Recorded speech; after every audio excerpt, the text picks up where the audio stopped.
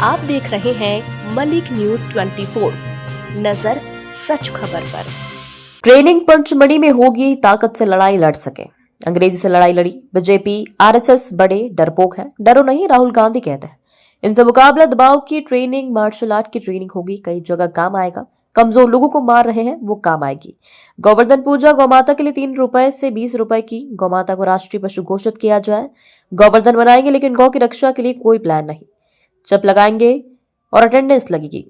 ये गौमाता का अपमान है। यहाँ गाय रहती है, वो अपने आप आ जाती है। भगवान बीजेपी नेताओं को ऐसी बुद्धि दे कि उनको ऐसी चिप लगाई जाएगी कि गौ माता की रक्षा हो।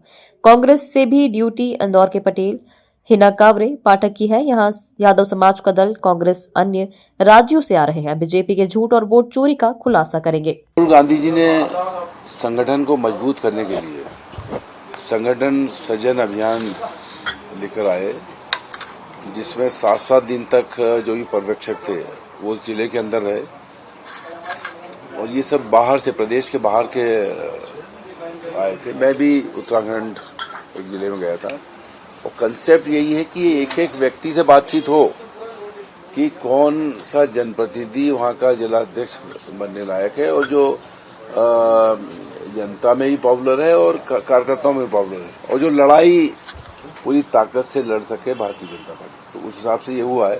और उसका दूसरा पार्ट ये है कि 10 दिन की ट्रेनिंग पचमढ़ी में होगी, जिसमें कांग्रेस का इतिहास, कांग्रेस के जो स्वतंत्रता संग्राम सेनानी, उन्हें जो लड़ाई अंग्रेजों से लड़ी, किस तरह से लड़ी, जेल गए और डरे नहीं। राहुल गांधी जी का ये भी कंसेप्ट है कि डरो मत, और ये भी है कि ये बीजेपी और आरएसएस बड़े डरपोक, तो इनसे डरो मत।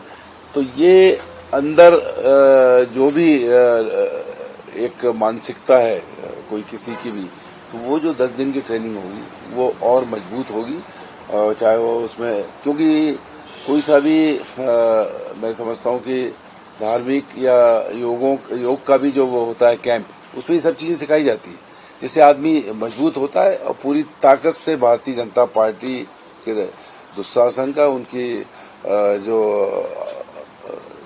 जो दबाव की राजनीति है उसका मुकाबला कर सकते। मार्शल आर्ट जैसे ही सेल्फ डिफेंस के लिए मार्शल आर्ट कई जगह काम आएगा। कई जगह देखते हैं कि किसी कमजोर आदमी को लोग प्रताड़ित कर रहे हैं, मार रहे हैं, तो वहाँ पे अगर कोई ऐसी स्थिति में कूदना पड़े तो उसका भी मुकाबला कर सकते। जब कमलनाथ जी की सरकार थी तो गौ माता के लिए 3 रुपए से 20 रुपए उनके चारे के मिले, ये व्यवस्था की थी।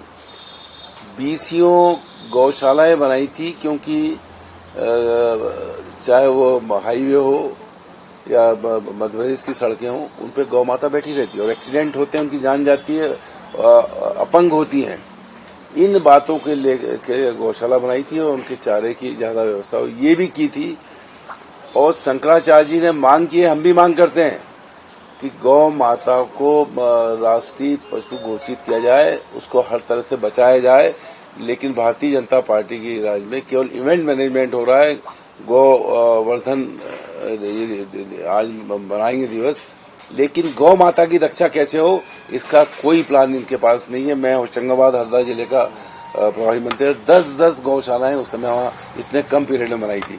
तो गौ माता की अगर रक्षा करना है तो उनको राष्ट्रीय पशु और मध्य प्रदेश के ही मुख्यमंत्री जी घोषित कर दें, जिससे पता लगे कि आप जो है भगवान कृष्ण के सही मानों में फॉलोअर हैं। गौ माता का अपमान है। गौ माता जिस गौशाला में रहती है, किसी गांव के अंदर गौ माता यहाँ आती है, कहीं जाएगी बाहर अपना भोजन लेने या घास खाने, तो लौट के अपने आप आ जाती है।